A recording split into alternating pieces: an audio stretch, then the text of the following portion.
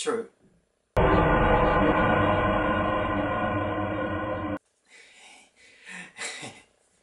Okay, I have to confess. Honestly, it's. I want to apologize to the audience if just in case. It's not my intention to be a contrarian. I mean, I am aware that there were many people who probably like Rampage. And I know that during this week, while some like Rampage, others kind of dislike the other movie that came out this week. And that is that Blumhouse horror movie, Truth or Dare. As you can tell, I did went to see that movie at the same day I went to see Rampage. And while putting on the balance of which movie I like, well, better or worse between those two, I came out liking the Truth or Dare better than Rampage. And I was surprised that my opinions on both movies are kinda in the contrary of the general public.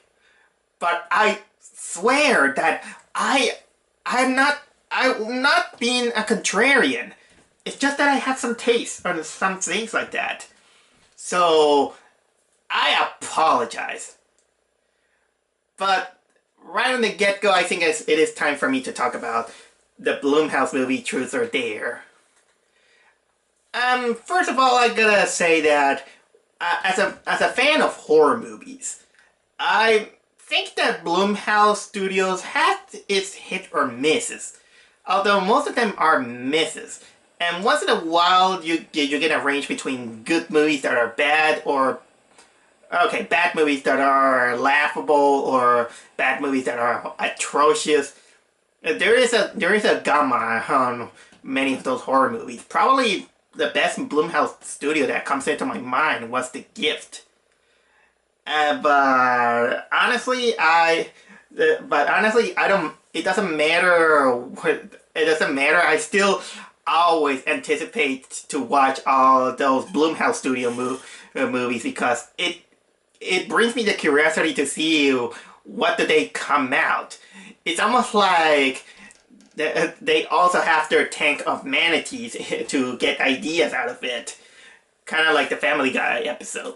Well, South Park episode that they say that Family Guy ideas come from manatees. But, okay, so anyway, I was really anticipating Truth or Dare. I really, right at the get-go, I knew that this is a movie that is going to be so stupid that I'm going to enjoy it. A little bit kind of like the opposite that I have with Rampage. And lo and behold, it wasn't as much as I was expecting, but I did came out having a little bit of a better experience than Rampage, despite that this movie has, lots of flaws. And, well, here goes. It's time for me to talk about the movie right now. So, what is it about? Well, it's about these group of teenagers, despite that the age kind of doesn't, the actor doesn't represent the age, but whatever. Let them have their fantasies of being young again. Well, they're these teenagers, they go to this spring break vacation in Mexico, and the nicest girl of them all, which is this girl named Olivia, played by, okay, I got the IMDb, and I always have it. She's played by Lucy Haley. She's kind of like the nicest girl of the group, let's say. I'll get to that later. But the point is that she meets this guy named, what was the name of the guy? Carter, played by Lando Libriari. And well, the guy is like, hey, you wanna go for a new after party before you go back to college or something like that? Yeah, let's go. I have more beers. Let's go to this mansion in the middle of nowhere where we can go there and have some party. So they just get their drinks, but then he invites everyone to play a simple game of truth or dare, which is, for those who doesn't know, it is a game that you take turns and you ask a person truth or dare. Mostly it's an innocent game where the person has to say true. If it chooses truth, it must say its darkest secret, that whatever you ask. Or dare, you gotta, well, give them some kind of physical challenge or something like that. Something innocent, like say, sometimes you get devious when you're in this stupid college, guys. But the point is that they have this simple game of truth or dare until the guy somehow he just says, "Well, I pick truth. The truth is that I found this girl. I found Olivia. She's kind of like the most naive at the mall. She's total doormat, and the reason I brought you all here is because I want to survive. And now you're trapped in something that is gonna end up killing you all. But I'm out of it. So I'm finally out of it." So everyone's like, "What the what?" And well, for the next couple of days, all our characters, they are apparently cursed with apparently some kind of demon that invades their perception and is always trying to force them to play truth or dare. With these, and it shows itself by writing the word truth or dare in walls, on the cars, or sometimes even on your skin, or sometimes it presents in front of other people, and they look at the victim with this smiley face like this. Something that I gotta admit that for something so simplistic and a little bit of a lazy effect that for Hollywood standards, it's kind of creepy. It's just like this, and imagine someone just coming into your face like this. "Hey, truth or dare." My God, God, how can I explain that face? Have you ever seen that animated episode of Batman, the animated series, where the Joker poisons its victims with a poison that is infected with clowns, and the victims always have this smile? Kind of that's what I think of, except that without the teeth. But anyway, the thing is that this demon is haunting these characters and always forcing them to play truth or dare, because if they don't play, they're not left alone. And worse, they always have to pick truth or dare, and whenever they pick truth, they have to reveal a really, really dark secret. And if dare, the dare is usually something that is life-threatening. And if you refuse, you die. And that's kind of the disappointing part, because the way you die is always like being hypnotized to kill yourself. That kind of deaths are a little bit too disappointing in my opinion.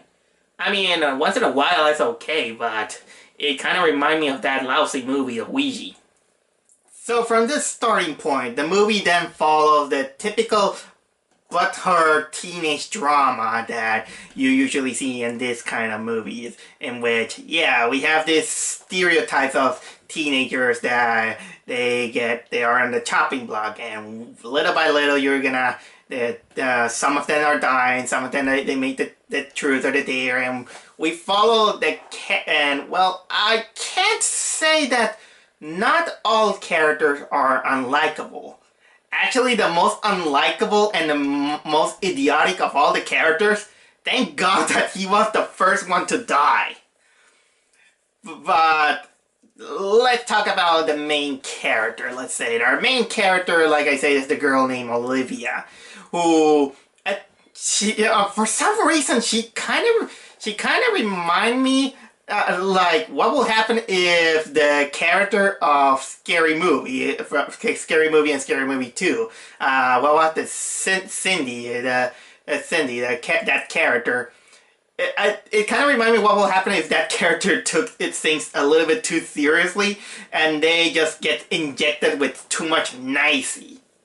because it is a character who she's kind of a little bit too nice, let's say, and I'm kind of glad that it's kind of laughable that this character is too nice to a fault. I mean, look at it. The way we introduced to get this character is her making a vlog on YouTube saying that you can change your destiny or something like that, and they talk that she constructs houses. She even gives money to a homeless guy. Yeah, it's kind of like the nicest girl there is, but unfortunately, yeah, she's the character that we're gonna follow, and sometimes it's a little bit kind of delightful to see how this character begins to fall, but at the same time, she is a character that also have this annoying trope that is a character that apparently she kind of is a little bit too self-righteous to his own good, and this kind of gets a little bit annoying. Well, and we also have her best friend. What is her name? Marky, played by Violet Bean. It is her blonde best friend who is kind of like the party girl, and also she is with her boyfriend named Lucas, played by Tyler Posey. And not much of these characters are interesting. The three characters that I mentioned are honestly involved in a crazy love triangle that the demon apparently kind of loves to torture and reveal all those dark secrets and so on and so on. Oh, but I'll get to that, why I find this really, really stupid. And yeah, and the others, like for example, the alcoholic girl, what was it? The guy who pretends to be a doctor. He wants to get a doctor job, but he just pretends to get prescriptions. They're just there for the chopping block also. Honestly, probably the most likable of all the characters is the Asian guy. The Asian guy, he is a closet homosexual because his father is a cop, but he knows that he's also a little bit of an homophobic. You know what? The funny thing is that when it was his turn to say truth or dare, he chooses truth, and the demon kind of dares to tell his darkest secret to his father. And the father was open to it. It's almost like the demon actually gave him a favor. But no, the demon still do it. Still is this demon is also a little bit of a cheater, because apparently the demon also plays out this rule that between the players they must alternate by saying truth. If one says truth, the other one must say dare. The other one must say dare. I mean, what's the point then about the question then? But okay, so right now I'll also go along with the love triangle that we have between the character Olivia, Marky, and Lucas. Because this conflict drags on, and honestly, I kind of wish that they don't concentrate too much on that, because it feels padded unnecessarily. What happens is that how can I say it? Olivia is kind of also in love with Lucas, but Lucas loves Marky, and when she kind of reveals the truth, Marky is kind of butthurt and saying, "Oh, I thought you were my friend. You were like untrustworthy." At first, okay, I can believe that at first instance when she blurted out the biggest secret, is no one believes it. But later, after it was proven that all those things are real, and then the demon begins to play out, like for example, saying that the demon begins to dare Lucas to have sex with Olivia. The Marky is like, "Really? I thought you were my friends." uh, and yeah, it begins to question her nobility and all this stuff. But come on, I know that fidelity and sex and all this stuff is a little bit of a touchy subject, but can't this character at least put the pieces together that their lives are on their line? They're in danger. I mean, it's either or that or nothing. But I'll give it this. At least it wasn't as rapey as that awful manga and slash anime Osama game. If you're curious, go ahead. But for those who know anime, I know you probably know what I'm talking about. So while this teen drama slash horror is happening, the characters are also having this wild goose chase to find the guy who, well, introduced them to that game. This guy named Carter. You know, the guy who invited them to the house and apparently put the curse on them.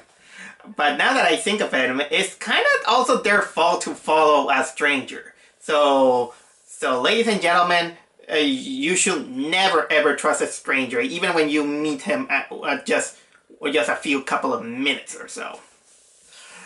So they're trying to find a guy, but unfortunately the guy he erased all his data on social media and all this stuff, and wow, and they managed to at least track down one of his friends, and the friend that they find is none other than a woman who, well, a woman, whatever you want to call it.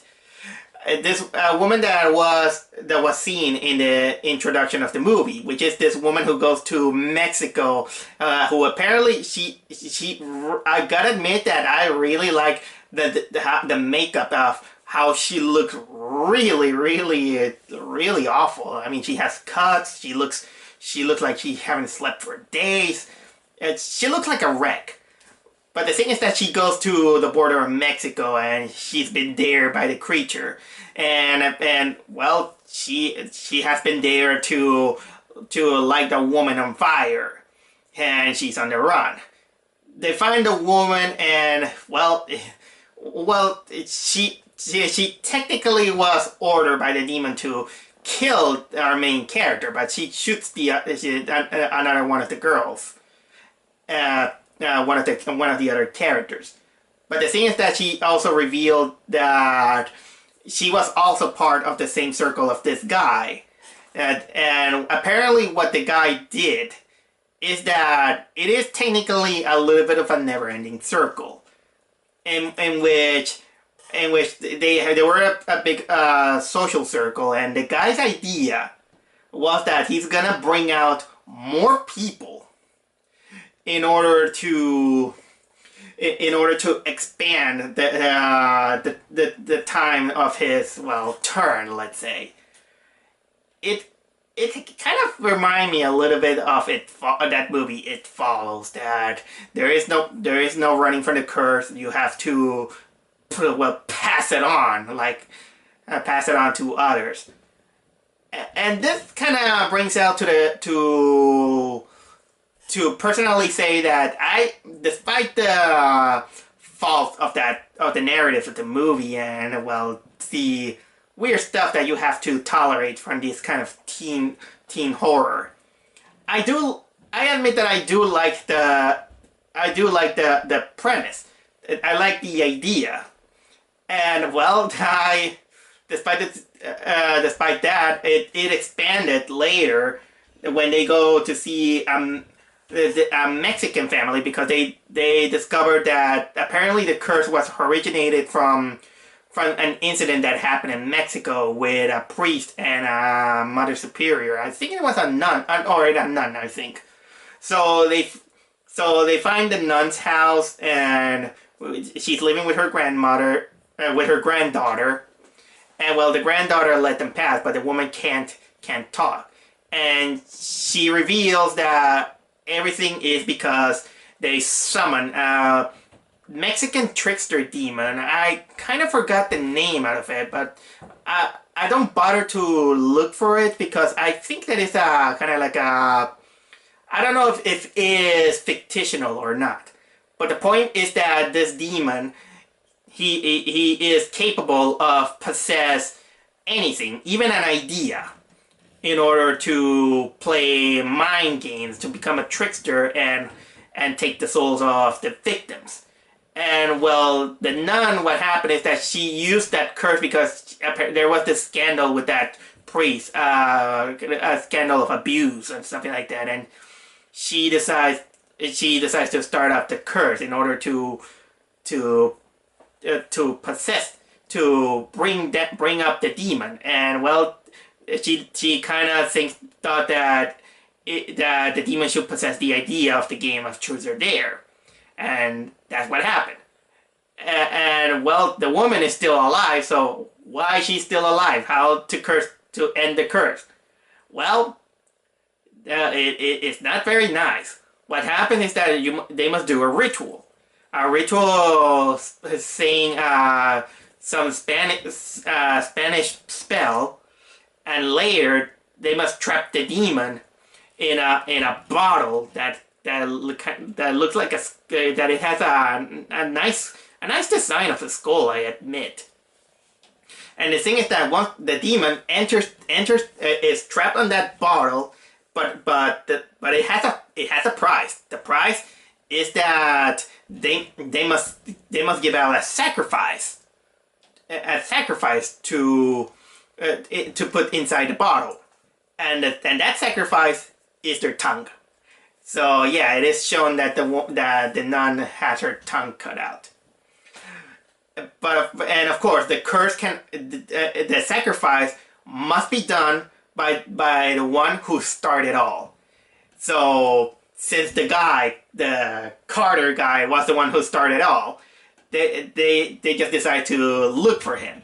So like you can see, there's still there's a police procedure. I'm not gonna reveal too much about it, but eventually they find it. But also we got again with the teen drama in which, man, that this movie can't let go that these girls are a little bit between I trust you, no, you don't trust me, but I'm noble to you. Oh yeah, you're right. All right, you just like this guy. Again, it's not. I mean, I know that it sucks, but get a grip. Also, there is this thing that the Marky character, she is a girl that she is well struggling on a dark past that she had, because she had a father that she admired a lot, but the father committed suicide, and the only memento that she has from him is a video of him barbecuing. And then and apparently out of nowhere, it came out that the demon kind of suggested that she had a gun also, and so when the time comes, she can commit suicide. And then when Olivia just come and talk to her, she also reveals that she's also responsible for the death of her father, because apparently she went to her father, he was drunk, and apparently they have sexual encounter. And when the father when they realized what they had done, apparently the father said, "Oh my God, what have we done? Please don't tell my daughter, or else I'm gonna I feel like I'm gonna kill myself." Well, you should be dead.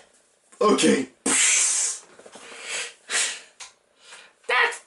That's something that I understand, but I know that I'm a little bit rambly on this thing, but honestly, this is what happens when you have too much, when you put too much plot on something that it feels irrelevant for the movie. I know that it tried to make some character build up to kind of like the characters, and I appreciate that.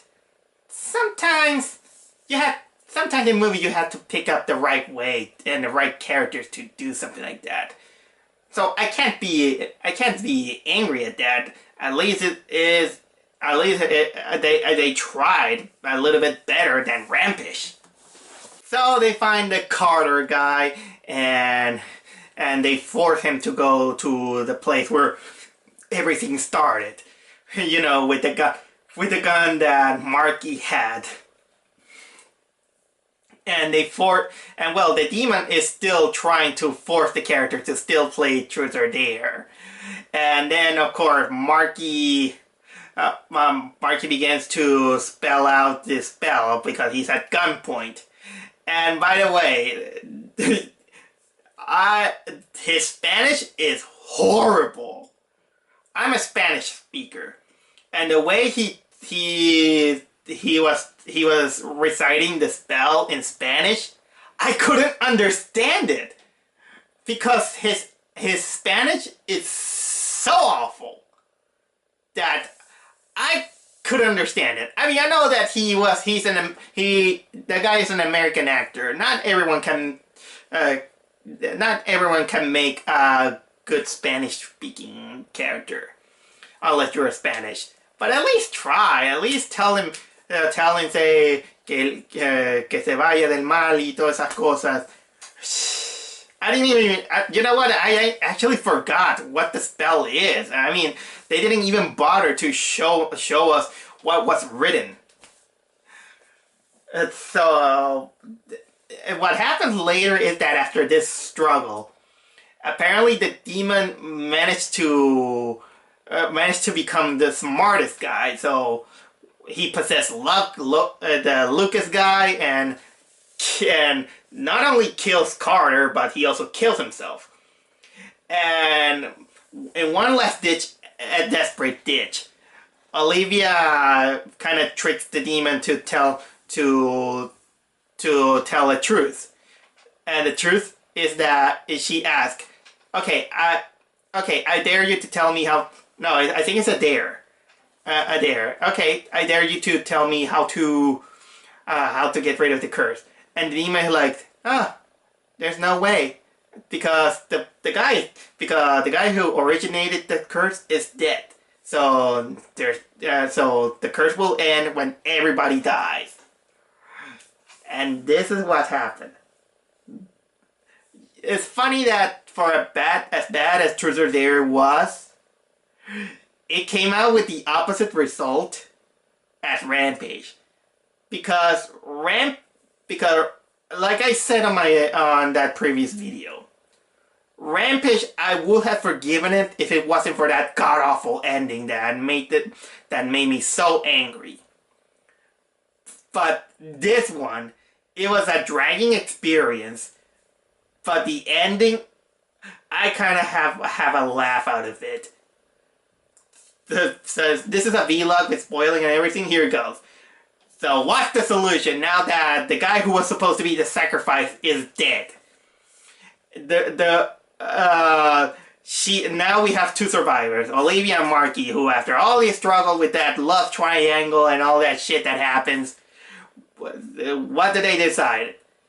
Well, we got the ending sequence in which both characters they decided to go on the car and everything, and at the same time, Olivia decided to make a video vlog, and she was, and in a way, you find something novel in which she just says that she's kind of warning the world, the people around the world, that there is this cursed place, and no one should go to that place, or it's kind of novel, trying to warn him that there is something evil and what you must not do in order to prevent the curse. And by the way, is it me, or there is a scene in which the people are I'm thinking it was in France or something like that, but they're on a horrible green screen. But what happens later is that it was technically not a warning for the people who are watching the video. She was like, hey, anyone if anyone who is listening to all the world, I have to tell you, truth or dare. Boom! And we see two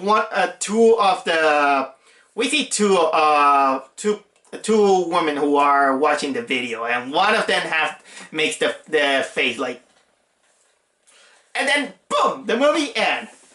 And I was like, oh, you kidding me?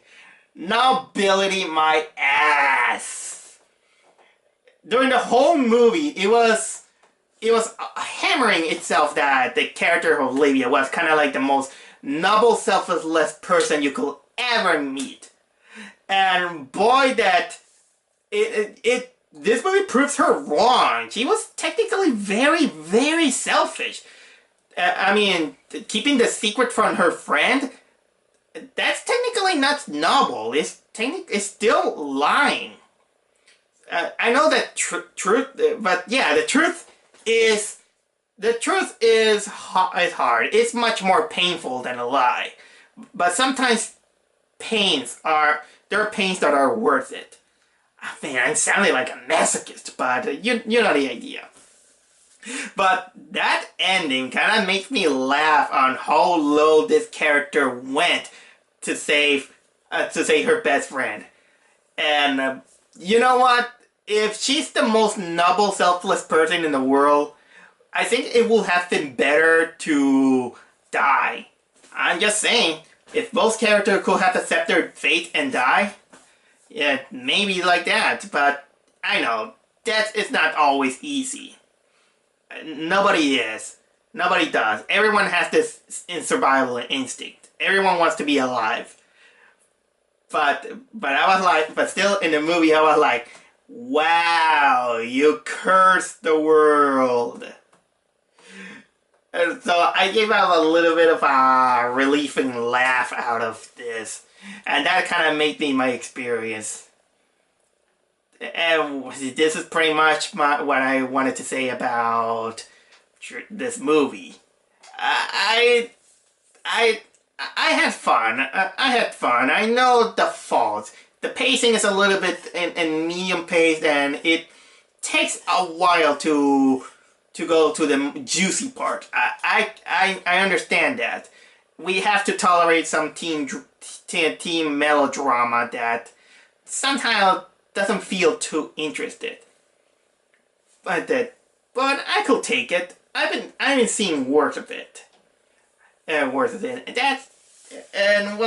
I don't think that Blumhouse could make a great movie, but mostly it could give out some great ideas that they might be flawed, but it's what you get. If you don't like the movie, that's fine. Somehow I felt contrarian when I kind of I hated Rampage, but kind of tolerated Truth or Dare. So whatever. It's your choice. Both movies are bad. But it's your choice to choose which one is the one that you're gonna get out, something like that. And at the end, that's how I end this video. And I only have to say one more thing. Truth or Dare.